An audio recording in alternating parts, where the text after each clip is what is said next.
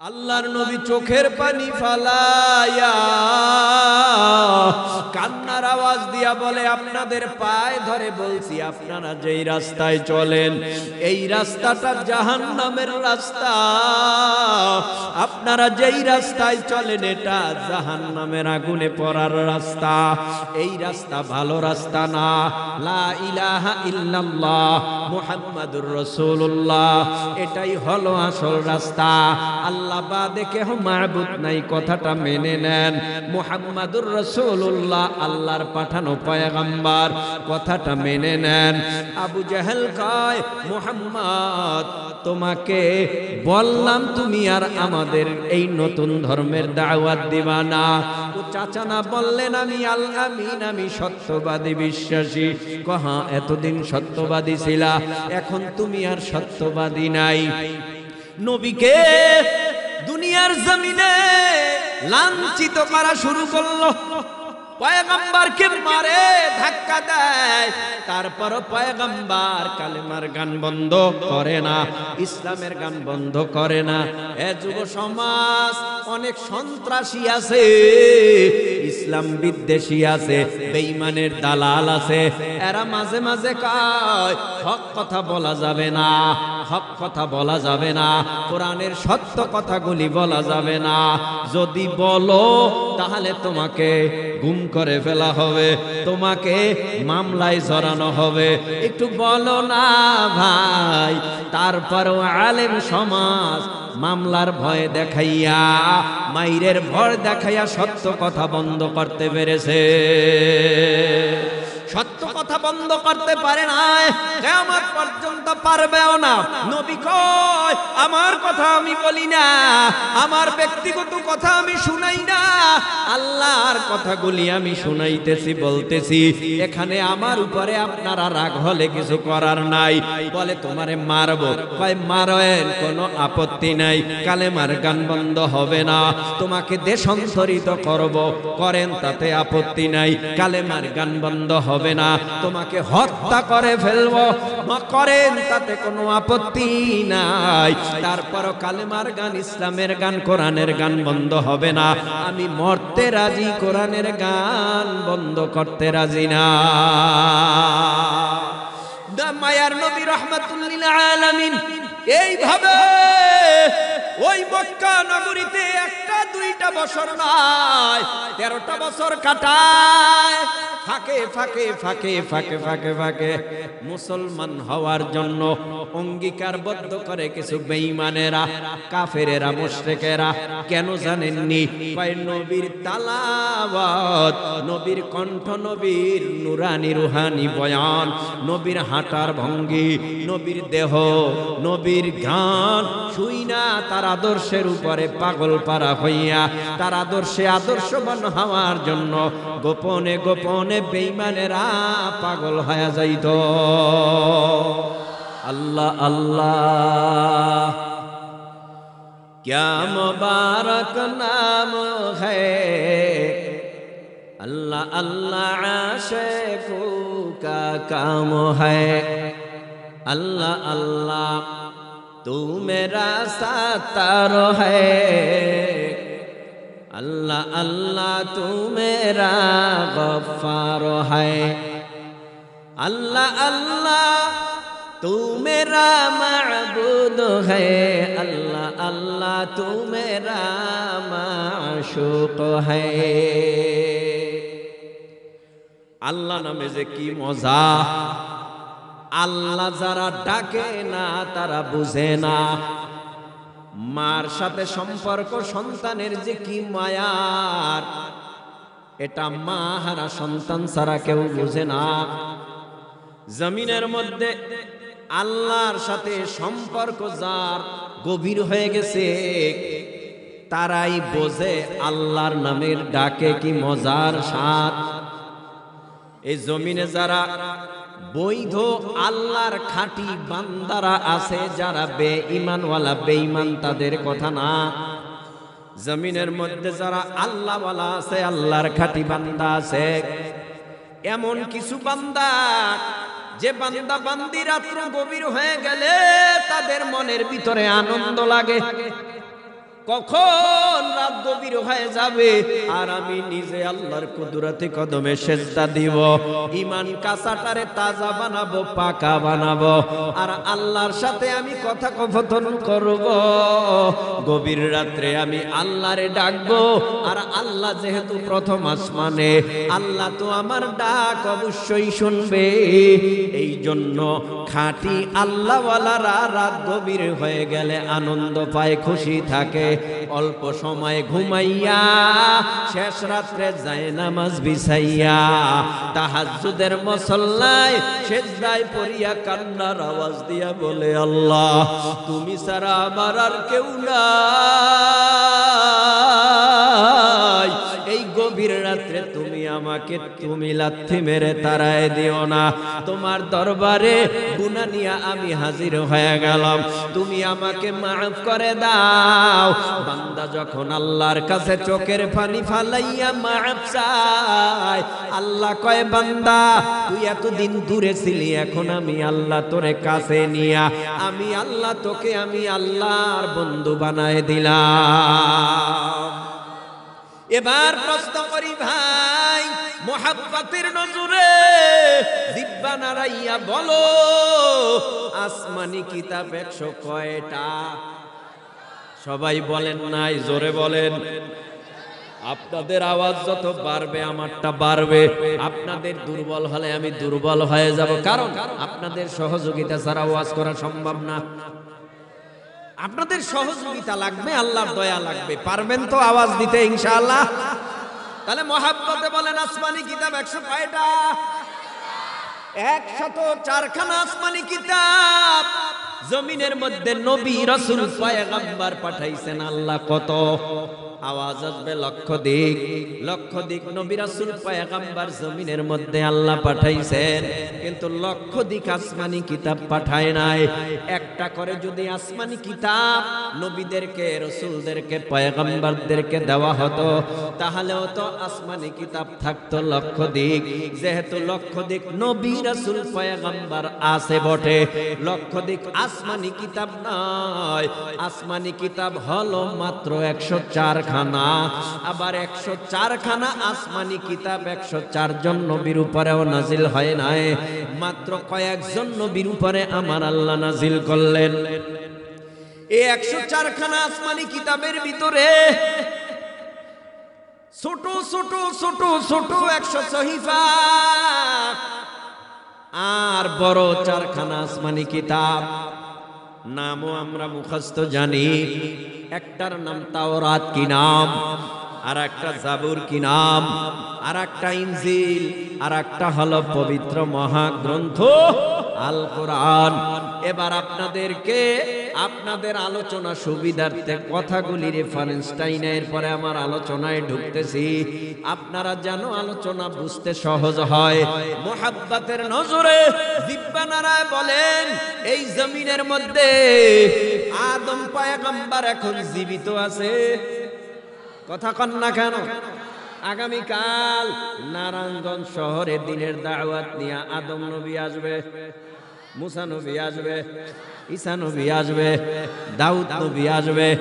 আমার নবী, আপনার নবী, দো জাহানের সরদার মুহাম্মাদুর রাসূলুল্লাহ সাল্লাল্লাহু আলাইহি ওয়াসাল্লাম আসবে।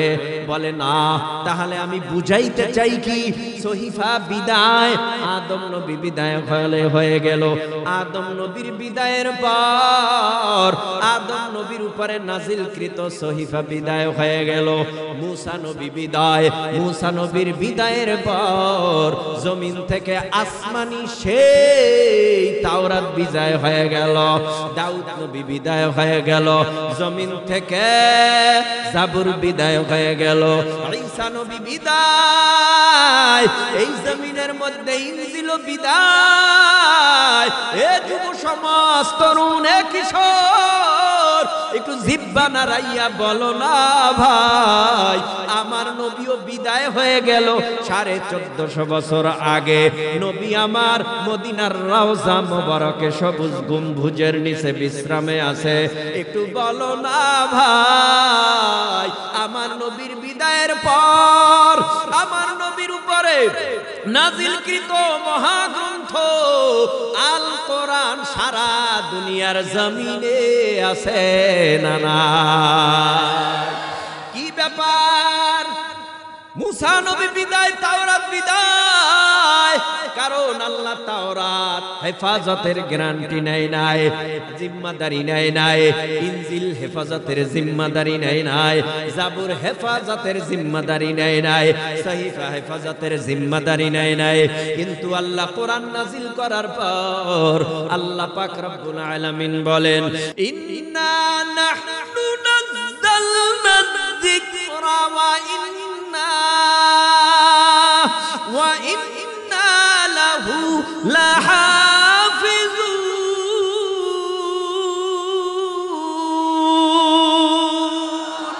এই কালামে জিন্দা কুরআনে হাকীম হিকমতে ও লা ইয়াজালাস্তু কাদিম জামিউল ইলমি ফিল কুরআনে হাকীম তাকাসুরাত আনহু আফহামুর রিজালি ওয়া কুরআন কালামুল্লাহ বাশনো কদিমাস্তি কদিমাস্তি নইন।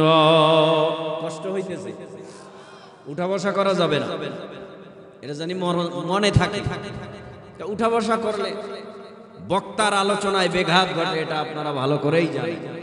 তারপরেও উঠা বসা করার চেষ্টা করেন, এটা যেন না হয়। ইনশাআল্লাহ মোনাজাত পর্যন্ত আমরা এখানে মোনাজাত দিয়ে এরপরে বাবা মা আত্মীয় স্বজন দাদা দাদু নানা নানু নিজের গুনার জন্য আল্লাহর কাছে চোখের পানি ফেলে মোনাজাতে কান্না করে, এরপরে আমরা বিদায় হতে পারবো না। ইনশাআল্লাহ পারবো না। আল্লাহ আমাদের কবুল করুন, জোরে বলেন আমিন। আপনারা গজল শুনেছেন, সঙ্গীত শুনেছেন, গুরুত্বপূর্ণ নসিহত শুনেছেন, তো আপনারা চাইলে আমিও তো দুই একটা গাইতে টাইতে পারি, কথা কন না কেন? তো আপনারা চাইলে আমি পারি না, আমার কণ্ঠ নাই, শিল্পী না, কিন্তু গাইতে পারি। তো আপনারা চাইলেও শোনাবো, কিন্তু ওয়াজটা তো আগে করতে দিবেন। হ্যাঁ, উঠা বসা করা যাবে না, ইনশাআল্লাহ বলেন।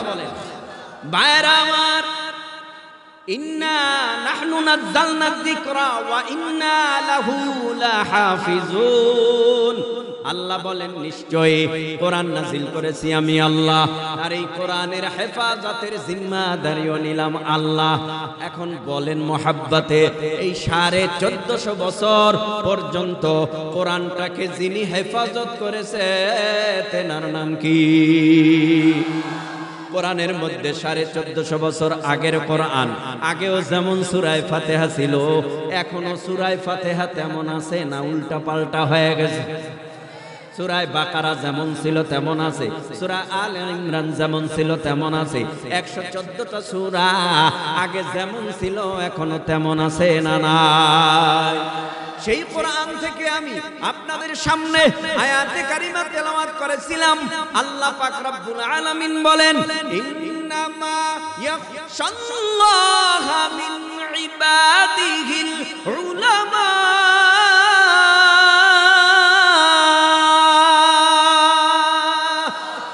আল্লাহু আকবার বললে গুনাহ টুনা হবে নি? কি হবে? সওয়াবের দরকার আছে না নাই? সাহাবা একরাম বলে, পয়গম্বর সওয়াবের নেকের মূল্য কি? আপনারা জানেন মদিনাতে একটা উহুদ পাহাড় আছে, আমি নিজ চোখে দেখলাম। কয়েক মাইল হবে লম্বা, কয়েক মাইল হবে উঁচা, কয়েক মাইল হবে চওড়া। আমার নবী ডেকে বলে, উম্মতের দল, এই মদিনা শরীফ উহুদ পাহাড় সব স্বর্ণের হলে যেই দাম, আবারও বলি উহুদ পাহাড় স্বর্ণের হলে যেই দাম, উহুদ পাহাড় স্বর্ণের হলে যেই দাম, আমার উম্মতের ছোট্ট একটা নেকির দামের চেয়ে আরো বেশি। একবার যদি কেউ আল্লাহু আকবার বলেন তেলাওয়াতের পর, আমলনামায় কমপক্ষে 100 নেকি হবে। উহুদ পাহাড় স্বর্ণের হলে যেই দাম, আল্লাহর নবী কয় ছোট্ট নেকির দামের থেকে আরো বেশি বড়। তাহলে 100 নেকির দাম আছে না নাই? তাহলে তেলাওয়াতের পরে আল্লাহু আকবার বলতে ভুলবেন নাকি বলবেন? মনে থাকবে ইনশাআল্লাহ, আমি আর বলবো না। হাতটা লাড়া দিলেই মনে করবেন এখন আল্লাহু আকবার বলার সময়, ঠিক কিনা? ইন্নামা ইয়াখশাল্লাহা মিন ইবাদিহিল উলামা।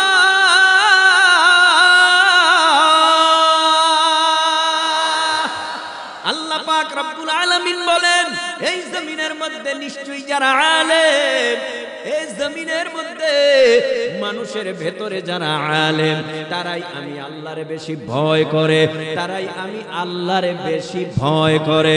একটু মোহাব্বতের নজরে দিল থেকে উঁচু আওয়াজে বলেন, এই জমিনের মধ্যে নবী রাসূল পয়গম্বর কিয়ামত পর্যন্ত কি আসবে?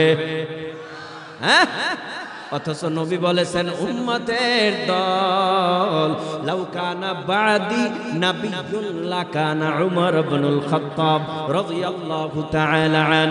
আল্লাহর নবী কয়, আমার পরে যদি আল্লাহ কাউকে নবী করে দুনিয়ায় পাঠাইতো, সে হযরতে উমর হতো। যেহেতু আমার পরে কোনো নবী নাই, তাহলে কি হবে? আমার নবী বলেন, আনা খাতামুন নাবিয়্যিনা লা নাবিয়্যা বাদি, আমি শেষ নবী, খতম নবী, আমার পরে কোনো নবী নাই। তাহলে জমিনের মধ্যে নবীর মিশন গুলি বন্ধ হয়ে ছিল? বলে না, এখনো বন্ধ। বলে না, কিয়ামত পর্যন্ত নবীর মিশন বন্ধ থাকবে? বলে না। তাহলে চালু রেখেছে কারা? চালু রাখতেছে কারা? চালু রাখবে কারা? আল্লাহর নবী ১৫০০ বছর আগে সে কথাও জানায় গেছে, আল উলামা ওয়ারাসাতুল আম্বিয়া। এই জমিনের মধ্যে যারা আলেম উলামা, এরা হইল নবীর ওয়ারিস। আল্লাহর নবী ডেকে বলেন, উম্মতের দল, এই জমিনের মধ্যে তোমরা আলেম যারা পাইবা, আলেম উলামা আহলে হক পীর মাশায়েখ যাদের পাইবা, মসজিদের ইমাম পাইবা, মাদ্রাসার কোরআনের হাফেজ পাইবা, মাওলানা পাইবা, মুফতি মুহাদ্দিস মুফাসসির মুহাক্কিক পাইবা। এদেরকে পাইলেই তো এদের কাছে বসবা। বসলে কি লাভ হবে জানো কি? এদের কাছে বসলে আমি নবীর কাছে বসার সওয়াব পাইবা। ভাই বলেন একটু, নবী কি আসবে আর কিয়ামত পর্যন্ত আসবে? তাহলে এই জমিনের মধ্যে যারা কয় নবী গেছে গেছে, নবী তো আবার আইছে, কয় কি ফিরিয়া কি লইয়া আইছে? কয় কাদিয়ানির ঘরে আইছে। গোলাম মোহাম্মদ কাদিয়ানি বলে, এর নবীর উম্মতের দল। এটা নতুন ভ্রান্ত না, এটা নতুন কথা না। নবীর যুগেও ছিল, নবীর পরেও ছিল। এই 1450 বছর পর্যন্ত নবুয়াত দাবিদার এসেছে বহুবার, কিন্তু কোন নবী, কোন ভণ্ড নবী এই জমিনের মধ্যে ইজ্জত নিয়ে টেকতে পারে নাই। কিয়ামত পর্যন্ত ভণ্ড নবীদাররা টেকতে পারবে না। মাঝে মাঝে সুযোগ পাইলে খাঁটি নবীর উম্মতেরা জোতা দিয়াও সাইজ করে দিবে। ভণ্ড নবীর কোন মূল্য আছে? ভণ্ড নবীর কোন মূল্য নাই। নবীর যুগে এখানে আনুষঙ্গিক একটা কথা বলি, মুহাব্বতের নজরে দিল থেকে বলেন, জমিন থেকে ঈসা নবীকে আল্লাহ আসমানে উঠায় নিল। আসমানে, জমিনের মধ্যে নবী নাই 570 থেকে 600 বছর পর্যন্ত। ও ভাই, নবী হারা মানুষগুলি সব অসভ্য হয়ে গেল। হাত দিয়া মূর্তি বানাইয়া নাম রাখলো লাত, হাত দিয়া মূর্তি বানাইয়া নাম রাখলো উজ্জা, হাত দিয়া মূর্তি বানাইয়া নাম রাখলো মা'নাত। মা'নাতের ইবাদত করে, উজ্জার ইবাদত করে, লাতের ইবাদত করে। আল্লাহর ঘর খানায়ে কাবা বাইতুল্লাহ, এই ঘরের মধ্যে 360টা মূর্তি ঢুকায় দিছে। 360 মূর্তি ঢুকাইয়া উলঙ্গ অবস্থায় তাওয়াফ করাকে তারা গৌরবের কাজ মনে করে। সাপের সামনে দুধ কলা দিছে, এখন নাম রাখছে মনসা। মনসার ইবাদত করে, সাপের ইবাদত করে, তুলসী গাছের কাছে যায়, তুলসী গাছের ইবাদত করে, বট গাছের ইবাদত করে, গরুর ইবাদত করে। ওরে ভাই, মুহাব্বতের নজরে জিহ্বা নাড়ায় বলো, সাপের কাছে কোনো ক্ষমতা আছে? আছে? লাত মানাত যার কাছে ক্ষমতা আছে, ক্ষমতা কার? আল্লাহর কাছে ক্ষমতা। এই জন্য আল্লাহ পাক রব্বুল আলামিন দেখলেন সব অসভ্য হয়ে গেছে। 600 বছর পর্যন্ত মানুষগুলি অসভ্য হয়ে গেল। এই অসভ্য মানুষগুলি সভ্য বানাবার জন্য দুনিয়ার জমিনে মা আমেনার গর্ভে বাবা আব্দুল্লাহর ঔরসে হযরত মুহাম্মদুর রাসূলুল্লাহ সাল্লাল্লাহু আলাইহি ওয়াসাল্লামকে কুরাইশ বংশে মক্কা নগরীতে আল্লাহ দুনিয়ায় পাঠায়। দুনিয়ার জমিনের মধ্যে আইসাই নবী দেখতেছে মানুষ লাতের কাছে চায়, উজ্জার কাছে চায়, মানাতের কাছে চায়। কি ব্যাপার? মানাতের কাছে কেন চাও, উজ্জার কাছে কেন চাও? নবী বলে না 40 বছর আগ পর্যন্ত আমার নবী জবান খোলে না মূর্তির ব্যাপারে, উজ্জার ব্যাপারে। পয়গম্বর জবান খোলে না। কারণটা কি? আল্লাহর আদেশ আসে নাই, এই জন্য পয়গম্বর কোনো কথাও বলে না। এইভাবে করে যাইতে যাইতে নবীর বয়স 40-এ পদার্পণ করলো। 40-এ নবীর বয়স পদার্পণ করার পর আল্লাহ পাক রব্বুল আলামিন আমার নবীকে জানায় দেয়, পয়গম্বর এখন আর বসে থাকলে চলবে না, এখন আপনার কাঁধে দায়িত্ব এসে পড়লো, দায়িত্ব ভার। কি দায়িত্ব? আল্লাহ পাক রব্বুল আলামিন বলেন, ইয়াতলু আলাইহিম আয়াতি। ও পয়গম্বর কোরআনের তেলাওয়াত কইরা, তরজমা কইরা, ব্যাখ্যা কইরা এখন আপনার 1 নাম্বার দায়িত্ব হলো অসভ্য মানুষদেরকে সভ্যর দিকে দাওয়াত দেওয়া, সভ্যতার দিকে দাওয়াত দেওয়া, জাহান্নামী মানুষগুলোকে জান্নাতের দিকে দাওয়াত দেওয়া। জাহান্নামী মানুষদের কাছে কাছে যাইয়া কোরআনের তেলাওয়াত কইরা, তরজমা কইরা বুঝানো। এই ওয়াজ ভালো লাগে না আপনার কাছে? কোরআন হাদিস থেকে ওয়াজ করলে যদি ভালো না লাগে তো এর দিল আসলেই পাথরের চেয়ে বেশি শক্ত হয়ে গেছে। এগুলি তো মন গড়া কথা না, কোরআন হাদিসের কথা। শোনেন, দিল ভালো হবে ইনশাআল্লাহ। বলেন, বন্ধু তোমার পা কেটে গেলে ব্যথা হয় কেন বুকে? বন্ধু তোমার হাত ভেঙে গেলে জল আসে কেন চোখে? বন্ধু তোমার ভাই মরে গেলে তুমি কাঁদো কোন দুঃখে? বন্ধু তোমার ঘর পড়ে গেলে ভেঙে পড়ো কোন শোকে? বলবে আমায় পাগল, তুমি বোঝো না সহজ কথা, যে কোনো ভঙ্গে আঘাত পেলে যে সারা দেহ করে ব্যথা। শিরায় শিরায় রক্ত দাঁড়ায় মিশে যায় যন্ত্রণায়, প্রকৃতির সেই শাশ্বত বিধান তুমি কেন বুঝলে না? ওগো বন্ধু আমার, তাহলে এবার আসল কথাটা শোনো। সারা দুনিয়ার মুসলমানের ভেদা ভেদে নাই কোন। ওগো বন্ধু আমার, তাহলে এবার আসল কথাটা শোনো। সারা দুনিয়ার মুসলমানের ভেদা ভেদে নাই কোন। উত্তর হতে দক্ষিণ মেরু সকল মুসলমান, সাদা কালো আর ধনী গরিব সবে এক দেহ এক প্রাণ। মুসলমান মুসলমান আমি তো মুসলমান, তুমি তো মুসলমান, সবাই তো মুসলমান। হে যুবক, তুমি বাঙালি হও কিংবা ইন্ডিয়ান, কিংবা জার্মানি, জাপানি কিংবা চাইনিজ, রাশিয়ান, স্প্যানিশ, ড্যানিশ, ফরাসি কিংবা ব্রিটিশ আমেরিকান, আরবি, আজমি, ইরানি, তুরানি, তুর্কি বা আফগান। মুসলমান আমি তো মুসলমান, তুমি তো মুসলমান, সবাই তো মুসলমান। ঠিক না? তুমি সাদা হও কিবা কালো হও, দেখো রক্ত তোমার লাল। সুখী হও কিবা দুঃখী হও, দেখো ঈমান নির্ভেজাল। সাদা হও কিবা কালো হও, দেখো রক্ত তোমার লাল। সুখী হও কিবা দুঃখী হও, দেখো ঈমান নির্ভেজাল। কাছে রও কিবা দূরে রও, তবু কাবাই তোমার ঘর।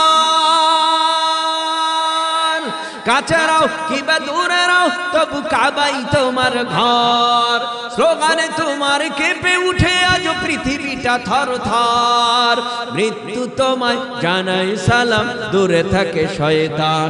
মুসলমান আমি তো মুসলমান, তুমি তো মুসলমান, সবাই তো মুসলমান, ঠিক কি না? তো ফাঁকে ফাঁকে গামু যদি শুনেন, কিন্তু উঠা বসা করলে বিপদ, এটা করবেন না।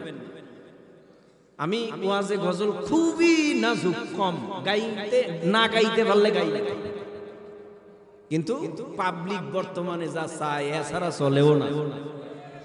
এর দিকেই তাকায় রয়েছে, যদি একটা গজল টজল গাইবে ফাঁকে ফাঁকে, তো এর লইগেই তো আইছি, এছাড়া তো আর আসে না। এই উল্টা পাল্টা কথা কইয়া না, ওয়াজ ভাল লাগে না, কি ওয়াজ করে না না করে, যাই যাই বিড়ি টানা শুরু করি, দুই আঙ্গুলের ফাঁকে বিড়ি দইরা টানে, আর সুবিধা না, ওয়াজ মজা না। হে আইছে ওয়াজ শুনতে, আমল কইরা কিছু একটা পরকালে সামান নিয়ে যাবে, এই উদ্দেশ্য কইরা আসে না। কথা কন না কেন? আল্লাহ বুঝার তৌফিক দেন, আমিনের আওয়াজ জোরে দেন। ভাইরা আমার, পয়গম্বর নবুয়ত পাওয়ার পর সব বেঈমানেরা পয়গম্বরকে এতদিন যারা নবুয়ত পাওয়ার আগে বলেছিল আল আমিন, এখন আর নবীরে আল আমিন কয় না। এ যুব সমাজ, দেখো দুফোঁটা চোখের পানি ফেলতে পারো কিনা নবীর মায়ায়, দেখো অন্তরটা নরম হয় কিনা নবীর মায়ায়। কেমন নবী আমার পয়গম্বর আরবি সাল্লাল্লাহু আলাইহি ওয়াসাল্লামকে এতদিন সবাই বলেছে আল আমিন, এখন আর নবীরে কেউ আল আমিন বলে না। এখন কয় নবীকে তুমি আসলে আমাদের বংশের ভিতরে গেঞ্জাম বাজায় দিলা। কি গেঞ্জাম? এতদিন লাতের ইবাদত করেছি, কেউ বাধা দেয় নাই, মানাতের ইবাদত করেছি, কেউ বাধা দেয় নাই, উজ্জার ইবাদত করেছি, কেউ বাধা দেয় নাই। তুলসী গাছ বলো, নিম গাছ বলো, বট গাছ বলো, আমরা ব্যক্তির ইবাদত করেছি, বাধা দেয় নাই। কারণ এটা আমাদের বাপ দাদার ঐতিহ্য ধর্ম, আমাদের ধর্মের বিরুদ্ধে কোনো আওয়াজ চলবে না, কথা চলবে না। আল্লাহর নবী চোখের পানি ফালায়া কান্নার আওয়াজ দিয়া বলে, আপনাদের পায়ে ধরে বলছি, আপনারা যেই রাস্তায় চলেন এই রাস্তাটা জাহান্নামের রাস্তা। আপনারা যেই রাস্তায় চলেন এটা জাহান্নামের আগুনে পড়ার রাস্তা। এই রাস্তা ভালো রাস্তা না। লা ইলাহা ইল্লাল্লাহ মুহাম্মাদুর রাসূলুল্লাহ, এটাই হলো আসল রাস্তা। আল্লাহ বাদে কেহ মাবুদ নাই, কথাটা মেনে নেন। মুহাম্মাদুর রাসূলুল্লাহ আল্লাহর পাঠানো পয়গম্বর, কথাটা মেনে নেন। আবু জাহেল কয়, মুহাম্মদ তোমাকে বললাম তুমি আর আমাদের এই নতুন ধর্মের দাওয়াত দিবা না। ও চাচা না বললেন আমি আল আমিন, আমি সত্যবাদী বিশ্বাসী। কহা এতদিন সত্যবাদী ছিলা, এখন তুমি আর সত্যবাদী নাই।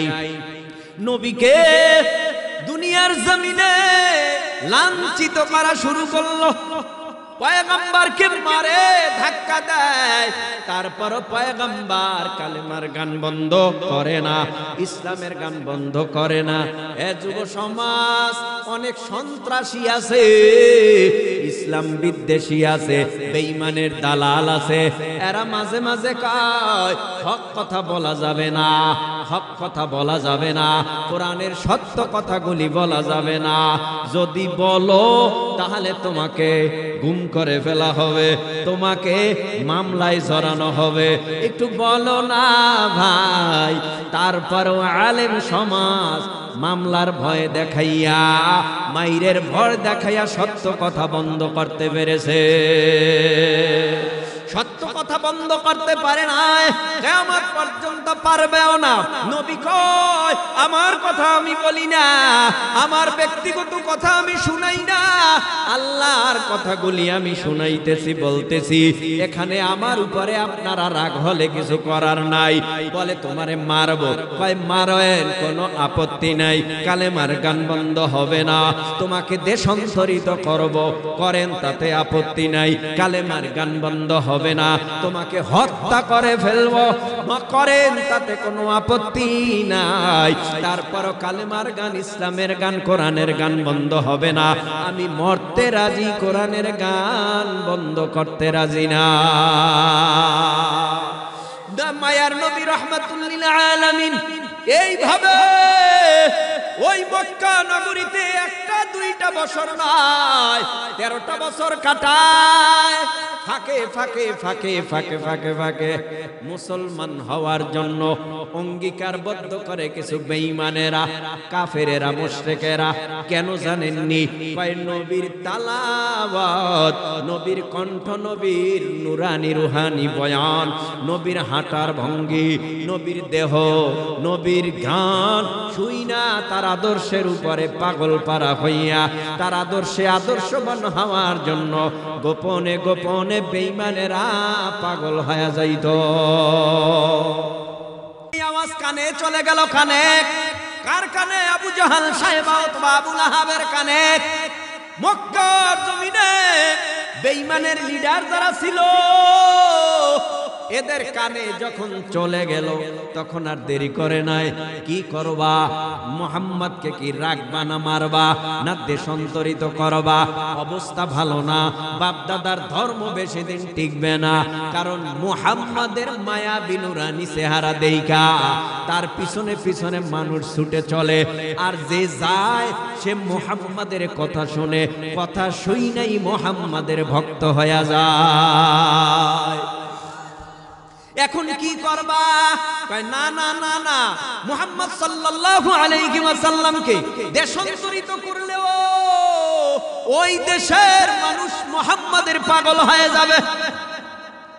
না না, এটা করা যাবে না। তাহলে কি করবা?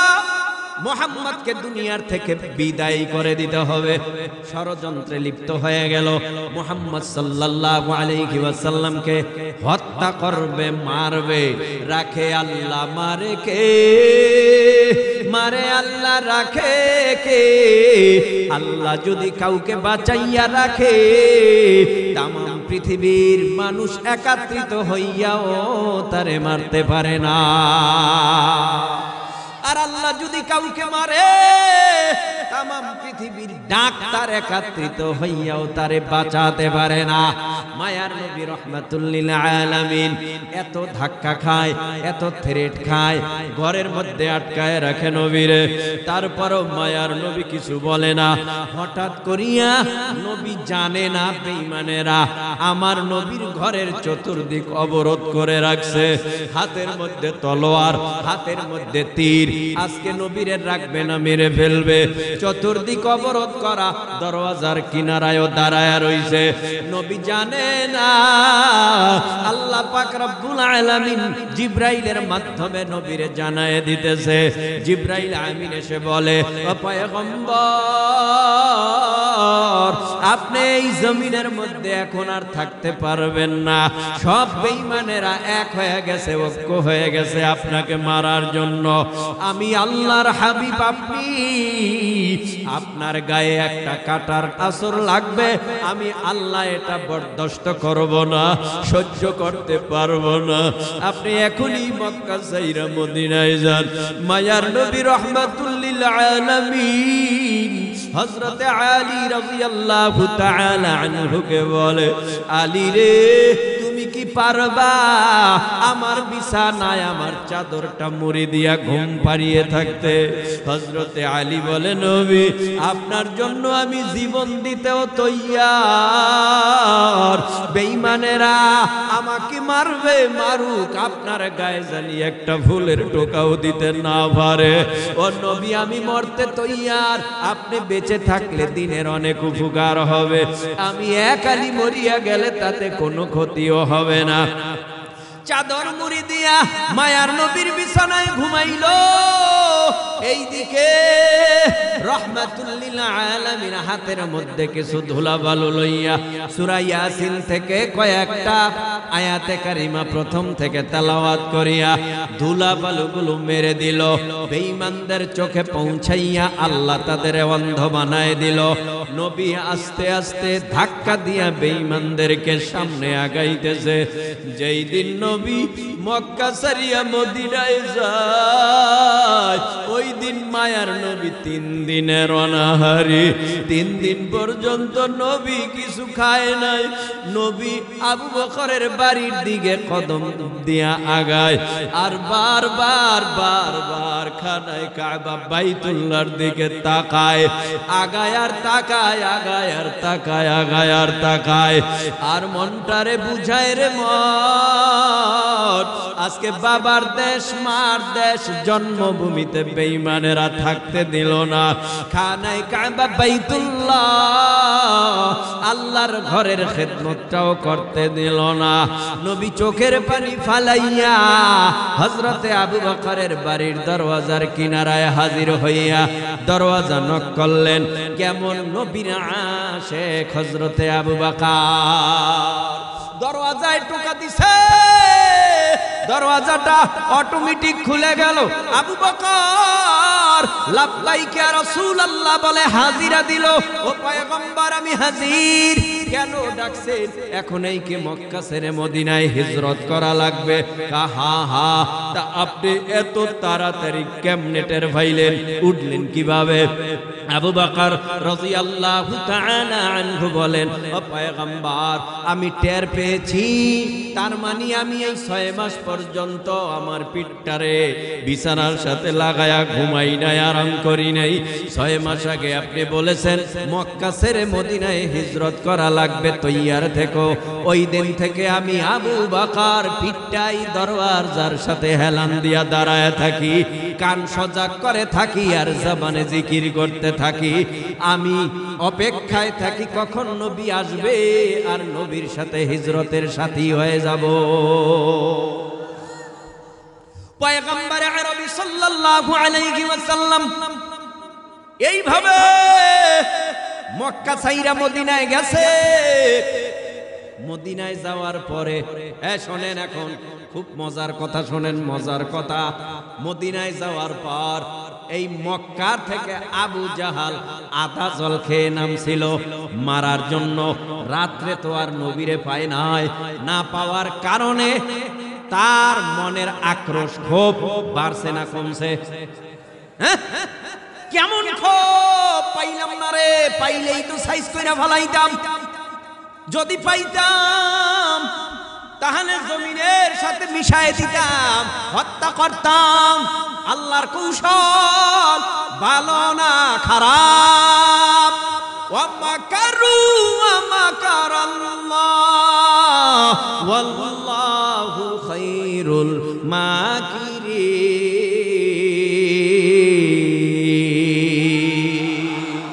আল্লাহর কৌশলেই উত্তম কৌশল, আল্লাহর কৌশলেই ভালো কৌশল। তো আবু জাহাল কায় মক্কায় গেছো পালাইয়া, মদিনায় গেছো পালাইয়া মক্কা থেকে, ওখানেও শান্তিতে থাকতে পারবা না। তোমার বাবা আব্দুল্লাহ, মা আমেনা, আমাদের বংশে তোমার জন্ম। যদি তোমার বুকের পাটা শক্ত থাকে, আসো না বদরের ময়দানে আসো। বদরের ময়দানে তোমারে হত্যা করে ফেলবো। নবী আমার চোখের পানি ফালাইয়া কান্না করে আর বলে, আল্লাহ আমি জন্মভূমি থেকে মাতৃভূমি থেকে চলে আসলাম এই মদিনায়। মদিনায় এখন আমারে ছেড়ে দেয়, মাইরা ফেলবে। বদরের ময়দানে ডাকে আমি করব কি? আল্লাহ বলেন, চিন্তা নাই, আমি আল্লাহ পাক রব্বুল আলামিন নিজে, আমি আল্লাহ ট্রেনিং প্রাপ্ত সেনাবাহিনী আসমানে ফেরেশতা রাইখা দিলাম। আপনি বদরের মাঠে যান, যখন এই সেনাবাহিনী দরকার হবে তখনই আমি আল্লাহ প্রয়োগ করব। বেঈমানরা কত বলতে পারবেন? বলেন। 1000 প্লাস বেঈমানরা বদরের মাঠে। কত কষ্ট হইতেছে? 1000 প্লাস বেঈমানরা বদরের মাঠে। অন্যদিকে মুসলমানের সংখ্যা মাত্র 313। যুদ্ধ হয়েছে রমজান মাসের 17ই রমজান। একটু মহাব্বতে শোনেন, মুসলমান খুব শক্তিশালী বলেন না, তাহলে কি কয় দুর্বল। সকালে খাইলে দুপুরে নাই, দুপুরে খাইলে বিকালে নাই, আবার 3 দিনে কোনো খানা নাই। কারণটা কি? কয় খানা নাই, তার মানে রোজা রাখে সারা দিন, ইবাদত করে সারা রাত, কিন্তু মুসলমানের শক্তি তো বাহুর মধ্যে না থাকলেও অন্তরে ইমানের শক্তি আছে না নাই? ইমানের শক্তি হলো বড় শক্তি।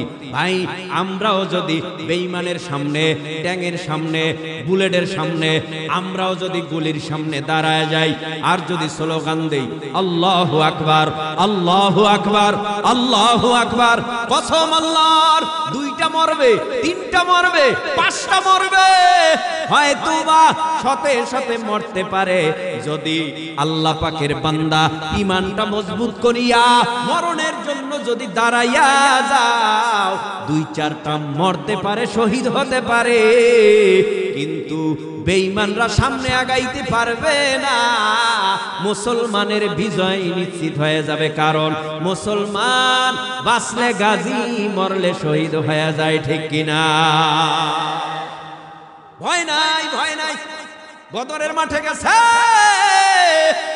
মুসলমানের হাতে 2টা তলোয়ার আর 2টা ঘোড়া, এছাড়া আর কিছু নাই। বেঈমানরা 1000, মুসলমানের সংখ্যা 313। বদরের ময়দানে গেল, নবী আমার আসমানের দিকে তাকাইয়া চোখের পানি ফালাইয়া কান্না করে আর বলে, আল্লাহ তোমার সাহায্য ছাড়া উপায় নাই। আল্লাহ কয়, আমি তো আপনার জন্য বিজয়ের মালা ভাঁজ করে রেখেছি, আপনার গলায় পরায়া দেব। আপনি বদরের ময়দানে আসেন এবং দোয়া করতেছেন, আমি আল্লাহ দেখতেছি। ফেরেশতাও আমি আল্লাহ সেনাবাহিনী সুন্দরভাবে ট্রেনিং প্রাপ্ত রাইখা দিছি। আপনি বদরের মাঠে যান। এবার বদরের ময়দানে মোকাবেলা চলতেছে, যুদ্ধ শুরু হয়ে গেছে। বেঈমানেরা মুসলমানদেরকে মারতেছে, মুসলমানরাও বেঈমানদের উপরে ঝাঁপায় পড়েছে। মুসলমান সংখ্যায় কম, বেঈমানেরা সংখ্যায় বেশি। একটু বলো না ভাই, সংখ্যায় বেশি কম দিয়া যুদ্ধ হয় না। বেঈমানেরা লক্ষ কোটি থাকলেও, মুসলমান সংখ্যায় কম থাকলেও, মুসলমানের ইমানের পাওয়ারে বেঈমানরা আত্মসমর্পণ করতে বাধ্য হয়ে যায়। কইতা মানুষাঙ্গিক কথা, রাগ করবেন? লাশের উপরে লাশ, ডানে লাশ, বামে লাশ, সামনে লাশ, পিছনে লাশ, লাশ লইয়া সামনে আগায়, লাশ লইয়া সামনে আগায়। কি এক জিহাদি মনের তাড়না, ভাবনা ছিল, সামনে আগাইতেছে, লাশ পড়তেছে। আবার অফিসাররা কয় যে এইটা মারি ওটাই মরে, আর বাকিরা যায় না। কথা কয় না কেন? যেইটা মারি ওইটাই মরে, বাকিরা আর যায় না। কি বুঝাইছে? বাকিরা যাওয়ার জন্য আসে নাই, মরার জন্য আসছে।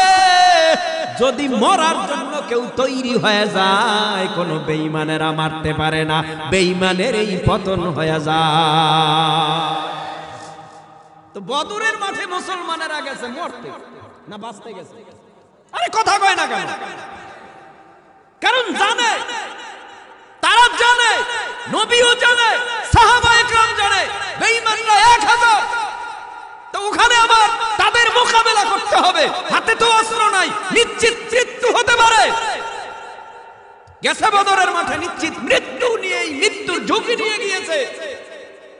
যুদ্ধ তো মৃত্যুর ঝুঁকি নিয়েই হয়। কাপুরুষ যারা, এরা ঘরে পালায়া থাকে। কথা কয় না কেন? কাপুরুষরা ঘরে পালিয়ে থাকে। আর যারা যোদ্ধা, এরা ভয় পায় না, গুলি আসবে, মরে যাব, তারপরেও দুশমনের ছাড় দেওয়া হবে না। এই চিন্তা ভাবনা করে সামনে আগাইলেই বিজয়, সামনে আগাইলেই বিজয়। তো বদরের মাঠে গেছে, তো নিশ্চিত মৃত্যু। বেঈমানরাও মারতেছে, মুসলমানরাও মারতেছে, যুদ্ধ হঠাৎ বেঈমানেরা পিছপা হতে বাধ্য হয়েছে, কারণ মুসলমানের হাতে তদানীন্তন সময় অস্ত্র ছিল না, কিন্তু পাওয়ার ইমানি অস্ত্র ছিল। আল্লাহু আকবার। আপনাদের অস্ত্রটা প্রয়োগ করেন, আপনাদের অস্ত্রটাও প্রয়োগ করেন। আল্লাহু আকবার। হয় না, হয় না, হয় না, হয় না, হয় না। আরো মহাব্বতে উঁচু আওয়াজে আল্লাহু আকবার। এই তাকবীরের আওয়াজ যদি মুসলমানদের কাছে এখনো থাকে, ভাই গোটা দুনিয়ার মধ্যে 250 কোটি কত 250 কোটি মুসলমান কম নেই। এই জন্যই বলতেছি আলোচনাটা শুনেন, দেখেন না শেষ পর্যন্ত কি বুঝা যাইতে পারে। মুসলমানের সংখ্যা কত? 250 কোটি তদানীন্তন সময় না 313? মাত্র 313 জন মুসলমান। 14 জন শহীদ হয়ে গেল বদরের মাঠে। কয়জন? 14 জন শহীদ হয়ে গেল। নবী কান্দে, গুনগুন কইরা কান্না করে আর বলে, তাকাইয়া দেখ কত মেহনত কইরা আমি 313 জন মুসলমান বানাইছি। না খাইয়া কত মেহনতের ফসল, কত মানুষ আমারে মারলো, ঘুষা মারলো, রক্ত জড়াইলো। না খাইয়া দিনের দাওয়াত দিয়া এই পর্যন্ত এই 313 জন মুসলমান বানাইলাম। তা নিয়ে আবার বদরের ময়দানে আসলাম, দেখ 14 জন মুসলমান শাহাদাত বরণ করেছে। আমি নবী ঘোষণা করলাম, এই 14 জন মুসলমান গৌরবময় মুসলমানের প্রথম যুদ্ধ বদরের মাঠে যারা শাহাদাত বরণ করলো, আমি নবী ঘোষণা করলাম সবাই জান্নাতের মেহমান। বদরের ময়দানে যুদ্ধ করে যারা শহীদ হলো সবাই জান্নাতের মেহমান। এরে আল্লাহর গোলাম, কষ্ট হয়, কষ্ট কষ্ট হয়। কষ্ট তো আমার হওয়ার কথা, আপনাদের না। আখিরি জামানার পয়গম্বর বদরের ময়দানে যুদ্ধে জয়লাভ হয়ে গেল, জয়লাভ করলো, বিজয় অর্জন করলো। আবার মদিনায় শোনে অল্প দিনের ব্যবধানে মুসলমানের সংখ্যা বেড়ে দাঁড়ালো 10,000। কয় হাজার? 10,000 মুসলমান। কম না বেশি? আল্লাহ কয় নবী যাইবেন না আপনার বাবার দেশে, মার দেশে, জন্মভূমিতে, মাতৃভূমিতে? কয় হা যামু। যামু না মানি, আমার তো যাওয়ার জন্যই মনটা পাগল। আল্লাহ কয় এখনই আপনি মক্কা ছাইরা, মদিনা ছাইরা মক্কায় যান। 10,000 কাফেলা, মুসলমানের অনেক বড় কাফেলা, জিকিরে ফিকিরে সামনে আগাইতেছে। যাইতে যাইতে যাইতে যাইতে 10,000 মুসলমানের কাফেলা যখন মদিনার পথ ছাইরা মক্কার পথ ধরলো, বেঈমানদের কানে আওয়াজ যাইতেছে, মুসলমান আসতেছে, মুহাম্মদ আসতেছে 10,000 মুসলমান নিয়া। তোমরা কি বাধা দিবা না ঢুকতে দিবা? যদি বাধা দাও তাহলে আর ঢুকতে পারবে না, আর যদি ঢুকতে দাও তারা আসতে পারলে আর আমাদের কাউকে রাখবে না। এবার বেঈমানেরা কয় জানো 10,000 মুসলমানের কাফেলায় জীবন দেওয়ার মতো 10,000 সাহাবায়ে কেরাম নবীর সাথে আছে, উমর আছে, আলী আছে, ওসমান, আবু বকর সবাই আছে। কেমনে আমরা বাধা দেব? না না না না, বাধা দেওয়া যাবে না। যদি ঢুকতে চায় বদরের, যদি ঢুকতে চায় মক্কা নগরীতে ঢুকতে দাও, ঢুকে যাক। যদি দেখি নবীর আদর্শ ভালো, ক্ষমা কইরা দেয়, তো নবীর হাতে হাত লাগাইয়া আমরাও কালেমা পড়ে মুসলমান হয়ে যাব। আর যদি দেখি না আমাদের মারে, তখন পালাইয়া যাব, দেশান্তরিত হয়ে যাব। কিন্তু বাধা দিয়া তাদের কাফেলা রাখতে পারবো না। মদিনা থেকে মক্কায় ঢুকছে, কেউ বাধা দিতে পারে নাই। আমার নবী কেমন? নবী যখন ওই মক্কা নগরীতে ঢুইকা মক্কা নগরীর মানুষদেরকে জানায় দেয়, সাহাবায়ে কেরাম তোমরা শান্ত থাকো, কারো উপরে আঘাত করবা না, আক্রমণ করবা না। আমি নবী ঘোষণা করলাম, এই জমিনের মধ্যে মক্কায় আমাকে মারতে তো কম মারে নাই, আমার শরীরের রক্ত ঝরাইছে, আমাকে অপমান করেছে, লাঞ্ছিত করেছে, আমাকে জমিন থেকে বিদায় করার জন্য পরিকল্পনা পর্যন্ত করেছে। তোমরা শোনো, এই মক্কা নগরীর মানুষেরা, তোমরা কেউ আমার বাবার আত্মীয়, আমার কেউ দাদার আত্মীয়, তোমরা কেউ আমার চাচার আত্মীয়, আত্মীয় ছাড়া কেউ না, তোমরা কেউ আমার বংশীয় আত্মীয়, তোমরা কেউ আমার নিজের আত্মীয়, তোমরা কেউ আমার বিবি সাহেবের আত্মীয়, তোমরা আত্মীয় ছাড়া কেউ না। তবে আমি নবী এখন প্রতিশোধ নিতে পারি, আমার দলে লোক কম নাই। আমি এখন প্রতিশোধ নেওয়ার জন্য মক্কা নগরীতে আসি নাই, আমি নবী সবাইকেই সাধারণ ক্ষমা করে দিলাম। ক্ষমার আওয়াজ পাইয়া বেঈমানেরা একদল দেশান্তরিত হয় নবীর ভয়ে, উমরের ভয়ে, আবু বকরের ভয়ে, সাহাবায়ে কেরামের ভয়ে। কিছু কিছু বেঈমান দাগি দাগি আসামিরা দেশান্তরিত হয়ে যাওয়ার জন্য পাগল হয়ে গেল। কিন্তু অন্যদিকে একদল হেদায়াত প্রাপ্ত আল্লাহর গোলামেরা এরা কয় না না, নবী যেহেতু ক্ষমা কইরা দিছে তাহলে আমাদেরকে আর কেউ মারবে না, চল চল নবীর কাছে যাইয়া নবীর পবিত্র হাতে হাত রাইখা আমরাও কালেমা পরে মুসলমান হয়ে যাই।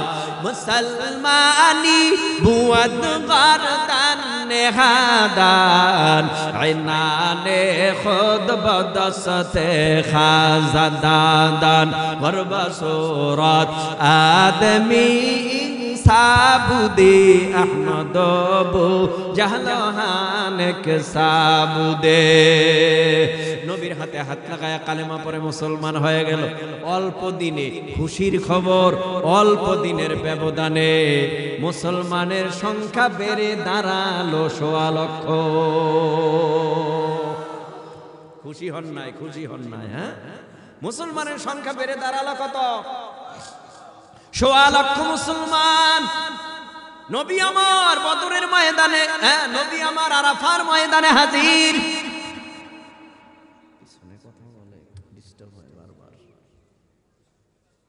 বদরের আরাফার ময়দানে নবী আমার হাজির হয়ে গেল। বিদায় হজ, আর হজ করতে পারবে না, এটাই নবীর বিদায় হজ। বিদায় হজের ভাষণ, এইটাই শেষ ভাষণ। আর সাহাবীদের সামনে শেষ ভাষণ দিতে পারবে না। মায়ার নবী বলেন, আল্লাহ যেই দায়িত্ব দিয়ে আমারে দুনিয়ায় পাঠাইছে এই দায়িত্বটা কি পরিপূর্ণ আদায় হয়েছে? সাহাবায়ে কেরাম বলে, পয়গম্বর আপনার মাধ্যমে দায়িত্ব পরিপূর্ণ আদায় হয়েছে। আল্লাহর নবী ডেকে বলে, তাহলে আমি খুশি হয়ে গেলাম। আল্লাহর দোনো হাতের শাহাদাত আঙ্গুল আসমানের দিকে উঠাইয়া নবী আমার বলে, আল্লাহুম্মা শাহাদ, আল্লাহুম্মা শাহাদ, আল্লাহুম্মা শাহাদ। আল্লাহ আপনি সাক্ষী থাকেন। লক্ষাধিক সাহাবায়ে কেরাম বলতেছে, আমাকে যেই দায়িত্ব দিবেন দায়িত্ব নাকি তারা বুঝে পেয়েছে। ও আল্লাহ, আপনি আমাকে মাফ করেন, কবুল করেন। হঠাৎ জিবরাইল আমিন আসছে, আয়েশা নবীরে জানায় দেয়, আল ইয়াউমা আকমালতু লাকুম দীনাকুম ওয়া আতমামতু আলাইকুম নি'মাতি ওয়া রাদিতু লাকুমুল ইসলাম দীনা।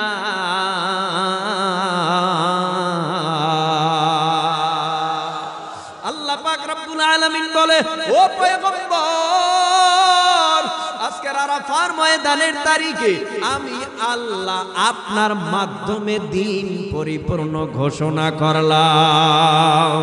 আমি আল্লাহ নিজে নিয়ামত পরিপূর্ণ করে দিলাম। আমি আল্লাহ নিজে রাজি ও খুশি হয়ে গেলাম। দিন পরিপূর্ণ হইল শেষ নবীর মাধ্যমে। মুসা নবী, ঈসা নবী, দাউদ নবী, নূহ নবী, ইদ্রিস নবী, আদম নবী না, মুহাম্মাদুর রাসূলুল্লাহ সাল্লাল্লাহু আলাইহি ওয়াসাল্লামের মাধ্যমে দিন পরিপূর্ণ হয়ে গেল। দিন পরিপূর্ণ হয়ে যাওয়ার পর ওই ময়দানে তো সবাই আনন্দ করে, আমার নবীর মাধ্যমে দিন পরিপূর্ণ হয়ে গেছে, ইসলাম পরিপূর্ণ হয়ে গেছে। সবাই আনন্দ, সবাই খুশি। কিন্তু এক সাহাবী বয়বৃদ্ধ বয়স্ক আরাফার ময়দানের এক কোনায় যাইয়া ফুফাইয়া চোখের পানি ফালাইয়া কান্না করে আর বলে, হায় হায় হায় হায় হায় হায়, রাসূল করিম সাল্লাল্লাহু আলাইহি ওয়াসাল্লামের মাধ্যমে দিন পরিপূর্ণ হয়ে গেল। কি উপায় হবে আমার? নবীও তো বেশি দিন দুনিয়ার জমিনে এখন আর থাকবে না। নবী দুনিয়ার থেকে বিদায় হয়ে গেলে আমি আবু বকরের কি হালাত হবে? আমি কেমনে নবীর বিচ্ছেদের জ্বালা সহ্য করব? যেই নবীর পিছনে দাঁড়াইয়া দাঁড়াইয়া নামাজ আদায় করেছি, নবীর কণ্ঠে কোরআনের তেলাওয়াত শুনেছি, নবীর বয়ান শুনে কলিজাটা ঠান্ডা বানাইছি। এখন নবী চলে যাবে, কিছুদিন থাকবে, যেহেতু দিন পরিপূর্ণ হয়ে গেছে, নবী বেশি দিন আর থাকবে না। অল্প দিনের ব্যবধানে মায়ার নবী অসুস্থ হয়ে পড়ল। নবীর জান কবজ করার জন্য আজরাইল অনুমতি নিল, আল্লাহর নবী অনুমতি দিয়ে দিল। আখিরি জামানার পয়গম্বর দুনিয়ার থেকে বিদায় হয়ে গেল। লম্বা কথা, এ জমিনে এখন আর নবী নাই, কিয়ামত পর্যন্ত নবী আসবেও না। কত বদ্দিনওয়ালা বেঈমান কাফের গুনাহগার নবীর দরবারে যাইয়া নবীর হাতে হাত লাগাইয়া কালেমা পড়ে মুসলমান হয়ে যেত। এখন তো নবী আসবে না, নবীর দরওয়াজা বন্ধ হয়ে গেছে। এখন নবীওয়ালা কাজগুলি কারা করবে? বলে আলেম উলামা। এখনো এমন এমন এমন এমন এমন এমন পীর এই দেশে আছে, যেই পীরের কাছে যাওয়ার পর খারাপ মানুষ ভালো হয়, অসভ্যরা সভ্য হয়, বেনামাজি নামাজি হয়, দাড়িবিহীনওয়ালারা দাড়িওয়ালা হয়। কারণ নবী নাই, নবীর দায়িত্বগুলি পালন করবে আহলে হক, বুজুর্গ উলামায়ে কেরাম, পীর মাশায়েখ। এই জমিনের মধ্যে আলেমের সোহবতে গেলে বেনামাজি নামাজি হয়, বেপর্দাওয়ালা পর্দাওয়ালা হয়। যারা আল্লাহ চিনত না তারা আল্লাহওয়ালা হয়, এমন প্রমাণ এই দেশে আছে না নাই? ও ভাই, তাবলীগে যায় মানুষ, কেন যায়?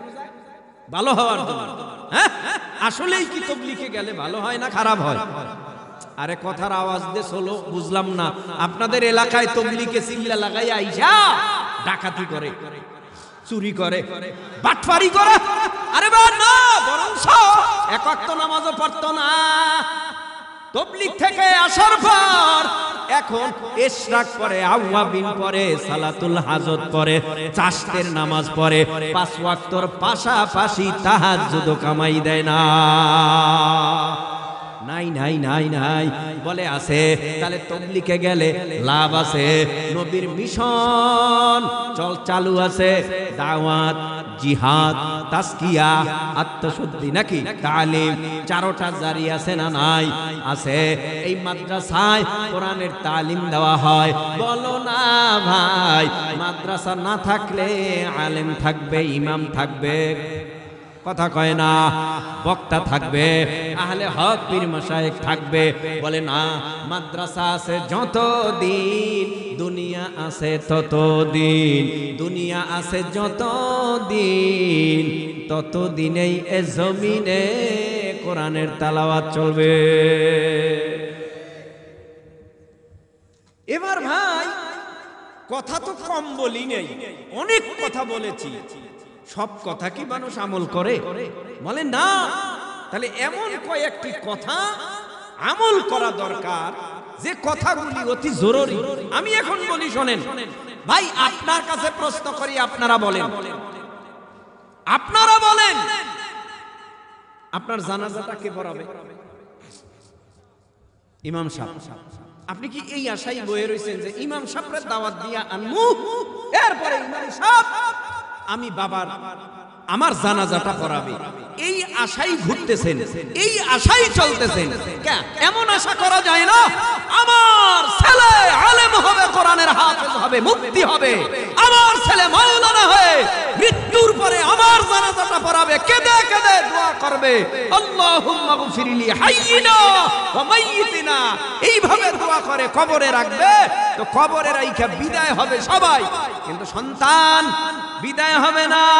অন্ধকার হলেও একটা লাইট নিয়ে বৈশা বৈশা গুনগুন গুনগুন গুনগুন আওয়াজ করে, কবরের কিনারায় বসে বসে দাঁড়ায় দাঁড়ায় সূরা ইয়াসিনের তেলাওয়াত করবে। আলেম ছেলেটা তেলাওয়াত করবে, আলেম ছেলেটা বলবে রব্বির হামহুমা কামা রব্বায়ানি সগীরা। এ ভাই, এই জমিনের মধ্যে সন্তানটারে আলেম বানাও, কোরআনের হাফেজ বানাও, মাওলানা মুহাদ্দিস মুফাসসির বানাও, লাভ হবে আখিরাতে। দুনিয়ায় তো লাভ এটাই দেখি, কত দুনিয়াদার, ও ভাই কত দুনিয়াদার, মায়ের খানা দেয় না, বাবারেও খানা দেয় না, ঘর থেকে বের করে দেয়। কই কই কোন একটা আলেম, কোন একটা মসজিদের ইমাম, কোন এক মাওলানা আজ পর্যন্ত দেখাতে পারবেন না বাবারে খানা দেয় না, মাকে খানা দেয় না। যদি না দেয় মনে করতে হবে ধানের ভিতরে দুই একটা চিটা থাকে, মনে হয় ওটা বড় অসভ্য, ওটার চিন্তা করার দরকার নাই। তবে দুনিয়াতে যা আমরা দেখতেছি, দিনের পথে মাদ্রাসায় লেখাপড়া কইরা মা বাবারে খাওয়ায় না, এমন প্রমাণ খুবই কম পাওয়া যাবে, ঠিক কিনা? আখিরাতে তো লাভ আছে, দুনিয়াতে লাভ হলো এটা যে মা বাবা যদি ডাইলার আলু ভর্তাও ছেলে খায়, মা বাবাও খায়। গরিব হতে পারে, বেতন কম হতে পারে, কিন্তু আত্মার মধ্যে খুব শান্তি, অন্তরে প্রশান্তি লাভ করে। কিন্তু কোটি কোটি টাকার মালিক, কত টাকা ব্যাংকে, হে নিজেও কইতে পারে না, কিন্তু ছেলে যা জন্ম দিছে, একটা ইয়াবা খায় আর একটা মদ খায়। কথা কয় না কেন? ছেলে জন্ম দিছে অসভ্য, রাস্তা দিয়া কেউ গেলে বুকের মধ্যে পিস্তল ঠেকায়, অসভ্য ছেলে। ও ভাই, ভালো কইরা বুঝা এরপরে কবরে যেতে হবে আমাদের। এই মাদ্রাসার দরকার আছে। আওয়াজে কি তাকবীর এত যায় না? এই বাউন্ডারির সাইডে জোরে বলতে হবে, যার শরীরে যত শক্তি আছে উঁচু আওয়াজে বলতে হবে, ঠিক আছে? নাস্তিকতা নিপাত যাক, দিন ইসলাম জিন্দাবাদ, কোটি প্রাণের একই আওয়াজ। খোদাদ্রোহী সার পাবে না, এই বাংলায় ঠাই হবে না, মুসলমানরা জেগেছে আজ। জোর কদমে সামনে চলো, বজ্র কণ্ঠে আওয়াজ তোলো, সবাই মিলে একই তালে দাও না স্লোগান, নারায়ে তাকবীর, নারায়ে তাকবীর। দিন ইসলাম, দিন ইসলাম জিন্দাবাদ, জিন্দাবাদ। কোরআন সুন্নাহ যেখানে, মাদ্রাসা যেখানে, মসজিদ আছে যেখানে, আলেম ওলামা যেখানে, আহলে হক যেখানে, নারায়ে তাকবীর। গান বাজনা যেখানে,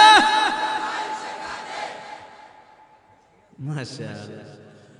বুঝা গেল আগের থেকেও ইমানের পাওয়ার বাড়ছে না কমছে?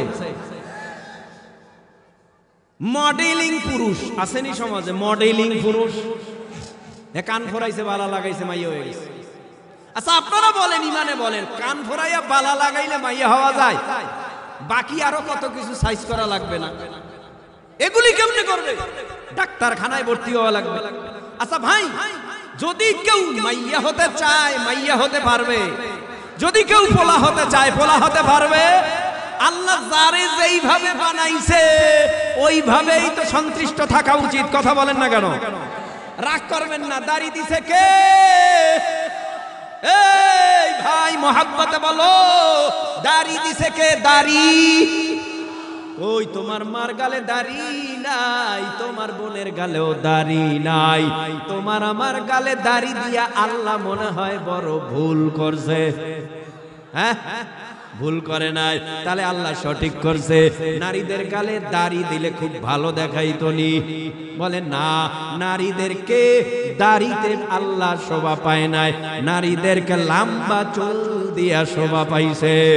এখন নারীরা মাথার চুলগুলি পার্লারে যাইয়া ইন্দুর আর বান্দর দিয়া কাইটা কাইটা কাইটা কাইটা টুকরা টুকরা কইরা ফালাইয়া রাস্তা দিয়া হাঁটে, জিন্সে জিন্সের প্যান্ট আর শার্ট পরিয়া, কিন্তু রাস্তা দিয়া হাঁটলে বোঝার কায়দা নাই এটা নারী না পুরুষ। নারী না পুরুষ বোঝার কায়দা নাই। আবার পুরুষ নারী হয়, লম্বা চুল রাখছে, একটা কথা কই হাসবেন না, আর হাসলে আমার কি করার আছে? হাসির কথা যদি হয় তো হাসবেন, দাঁত খিলখিল করে হাসবেন না, হাসাও সুন্নাত ভাই। এই মদনপুর স্টান আছে নি, হ্যাঁ, এই মদনপুর স্টান থেকে ধরেন বড় এক দামি বাস, এসি বাস, এসি বাসে চট্টগ্রামে যাবে বাবার দরবারে, সবাইকে দাওয়াত দিছে, সবাই যাইতেছে। হঠাৎ করিয়া ওই এসি বাসের দরজা খুলে দিছে, সুযোগ পাইয়া একজন ভিক্ষুক উঠে গেছে। ভিক্ষুকটা চোখে দেখে না, অন্ধ। এখন সবার কাছে বলে, সুযোগ পাইছি রে, কিছু নিয়া যায়, আমি তো চোখে দেখি না, আপনাদের কাছে যার কাছে যা আছে আমারে কিছু দেন, আপনাদের টাকার মাধ্যমে আমি কিছু খানা রিজিক ক্রয় করে তারপরে আমি খাবো, আমি অন্ধ, আল্লাহ আপনাদের চক্ষু দিছে। সবাই 2 টাকা 5 টাকা যে যা পারে দেয়, কিন্তু এমন এক ব্যক্তি টাকা দিছে, সবার জন্যই দোয়া করছে, কিন্তু মাথায় হাত দিয়া দেখে এক ব্যক্তির মাথার চুলগুলি কাঁধ বরাবর বড়, গালে হাত দিয়া দেখে সফাং সফা, গালে নাই কিছু। এখন চিন্তা করে, মনে হয় কানের মধ্যে হাত দিয়া দেখে বালা। উনি তো আবার চিন্তা ভাবনা করে দেখছে, মনে হয় মাথার চুল যাদের লম্বা এরা লেডিস হয়, লেডিস। কানে যারা বালা পরে এদেরকেও লেডিস কয়, গালের মধ্যে যারা দাড়ি রাখে না এরাও তো লেডিস, মহিলা। কি করব, পুরুষটা লম্বা চুল রাইখা, গালের দাড়ি ফারাইয়া, কানের মধ্যে বালা পইরা, হাতের মধ্যে চুড়ি লাগাইয়া বাবার দরবারে যাইতেছে। ভিক্ষুক এবার খাস দোয়া করে মাথায় হাত দিয়া, সবার জন্য আলাদা দোয়া করলাম, ও আল্লাহ এই দানবীর মহিলার জন্য আলাদা দোয়া কইরা দেই আল্লাহ। কি দোয়া করব? এই ম্যাডামের গর্ভে একটা নেককার বাচ্চা দিয়া দিও। এ পুরুষ, এ পুরুষ, তুমি পুরুষ নামের কলঙ্ক। এ পুরুষ, তোমার মতো অসভ্য এই পৃথিবীতে আর কে হতে পারে? আল্লাহ কয় গহনা নারীদের জন্য সৌন্দর্য, কথা কন না কেন? সোনা পেহনা মর্দো কা হারাম হয়, মুসলমানের জন্য, পুরুষের জন্য সোনা পরা হালাল না হারাম? তুমি পরলা, খুব দাপট দেখাইতেছো, অথচ স্বর্ণ পইরা তোমার যৌবনতায় ভাটা লাগাইছো, তোমার খেয়াল নাই।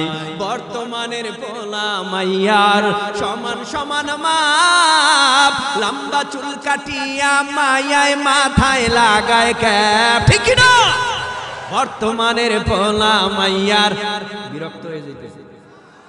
হ্যাঁ, প্রতিদিন 1.5 ঘন্টা বয়ান করি, 1.5 ঘন্টা পার হয়ে গেছে, আরো করমু? হ্যাঁ, সারা রাত, সারা রাতের পক্ষে কারা আছেন দেখি তো? গোলাম আপনা বানা হামকো খুদায়া, আল্লাহুম্মা ইন্নাকা আফুউন কারীম তুহিব্বুল আফওয়া ফা'ফু আন্না, আল্লাহুম্মা ইন্নী যালামতু নাফসি যুলমান কাসীরা। রাত গভীর হয়ে গেছে, সব দরজা বন্ধ হয়ে গেছে, তোমার আরশের দরওয়াজা গভীর রাত্রে খোলা আছে। আমরা জাহান্নামের আসামি, জাহান্নামের কয়েদি, তোমার দরওয়াজার কিনারায় গুনার বোঝা মাথায় নিয়ে হাজির হয়ে গেলাম। কত তরুণ, কত যুবক, কত কিশোর, কত মাদ্রাসার তলাবা, স্কুল কলেজের ছাত্র, কত শ্রমিক, কত আসাতাজা একরাম আলেম সমাজ, তোমার দুয়ারে আমরা হাত উঠাইছি। আল্লাহ দয়া করে মায়া করে আমাদের জীবনের সব গুনাহ খাতা মাফ করে দেন। আয় আল্লাহ তাকায় দেখেন এখানে জানি কার মা নাই, আমার মতো মা হারা এতিম,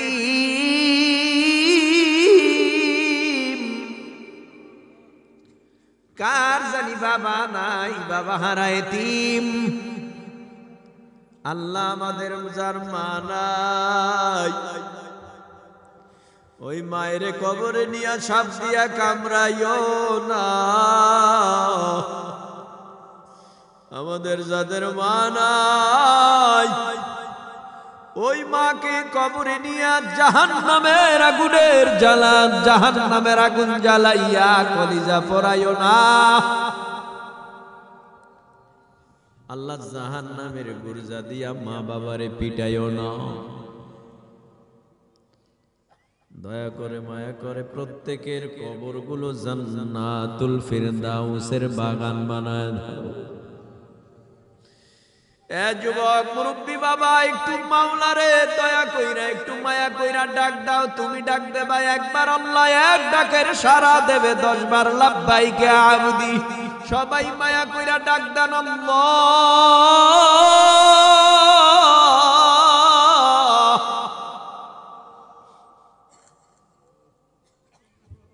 আল্লাহ কয় বান্দা তুমি বলাও কার ডাক দিছো, আমি তো সারা দিছি, কি চাও তুমি? বান্দা কয় গুনাহ কইরা পালাইছি। আল্লাহ কয় যা তোরে মাফ কইরা দিলাম। বান্দা কয় আমি অসুস্থ, তুমি সুস্থ কইরা দাও। আল্লাহ কয় বান্দা তোরে সুস্থ কইরা দিলাম। বিপদে আছি, মুসিবতে আছি, দূর কইরা দাও। আল্লাহ কয় দূর কইরা দিলাম। আল্লাহ গো তুমি আমাদের সবাইকে কবুল করে নাও। 3 দিন ব্যাপী সম্মিলনের আখিরি দিনের আখিরি মোনাজাত।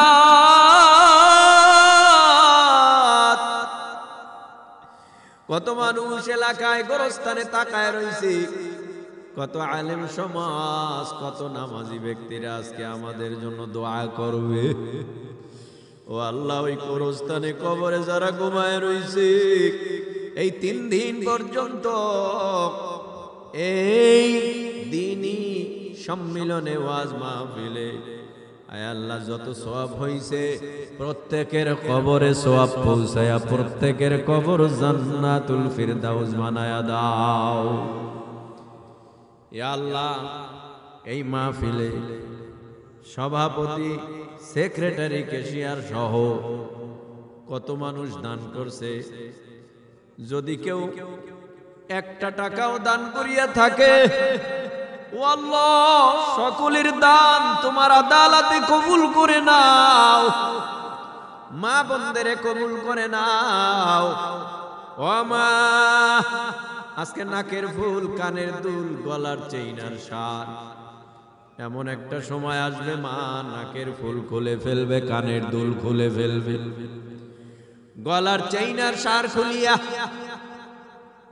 মশারি টানাইয়া গোসল দিয়া কাপন পড়াইয়া জানাজা দিয়া কান্দে কান্দে কবরে নিয়া সবাই কবরে রাইখা অন্ধকার ঘর আলো জ্বালায় আলোকিত করবে।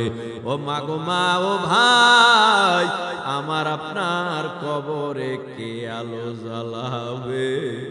আল্লাহ গো তুমি আমাদের সকলের গুনাহ মাফ কইরা কবর জান্নাতুল ফিরদাউসের বাগান বানায় দিও। আয় আল্লাহ ফিরোজ ভাই নামের আল্লাহর বান্দা দোয়া চেয়েছে। তো কত ফিরোজ কত জায়গায় অসুস্থ, আমিও অসুস্থ। এখানে বহু ভাই আছে অসুস্থ, নিজের রোগের খবর নিজে জানে, অন্যে জানে না। আল্লাহ দয়া করে মায়া করে আমাদের প্রত্যেকের অসুস্থতা দূর করে সুস্থতার নেয়ামত দান করো। কত ছাত্র জনতা আন্দোলনে চোখ নাই, হাত নাই, পা নাই, চেহারার দিকে তাকানো যায় না। আল্লাহ তুমি তাদের সুস্থ করে দাও, তুমি তাদের সুস্থ করে দাও। আমাদের দেশের মধ্যে শান্তির বাতাস বয়ে দাও। আমাদের একে অপরের বন্ধু না বানাইয়া শত্রু না বানাইয়া, বন্ধু বানায় দাও, শত্রু বানাইও না। মাদ্রাসার আসাতাজা ইকরামদের কবুল করো, মাদ্রাসার তলাবাদের জেহেন শক্তি বাড়াইয়া দাও। তুমি তো আমাদের থেকে আলাদা না, তুমি তো আমাদের থেকে বহু দূরে না।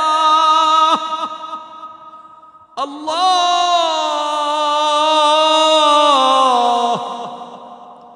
আল্লাহ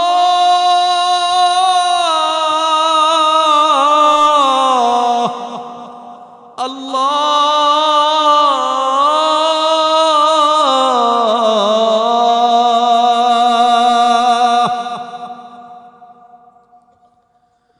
দয়া করে মায়া করে আমাদের মনের নেক আশাগুলি পূরণ করে দাও। সভাপতি সাহেব দোয়া চাইছে, উমরায় যাবে, কবুল করে নাও। আল্লাহ আমরা যে যেই মনের নেক আশা নিয়ে তোমার দুয়ারে হাত বাড়াইছি, আমাদের প্রত্যেকের মোনাজাত কবুল করে নাও। স্বাস্থ্য কণ্ঠ, সাহস শক্তি, হিম্মত পয়দা করে দাও।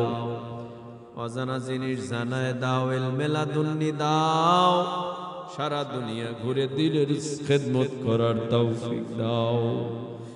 মাদ্রাসার যত হাজত গায়বী খাজানা থেকে পূরণ করে দাও। মাদ্রাসার মুহতামিম সহ সহকারী শিক্ষক বৃন্দ যারা, সবাইকে তুমি কবুল করে নাও।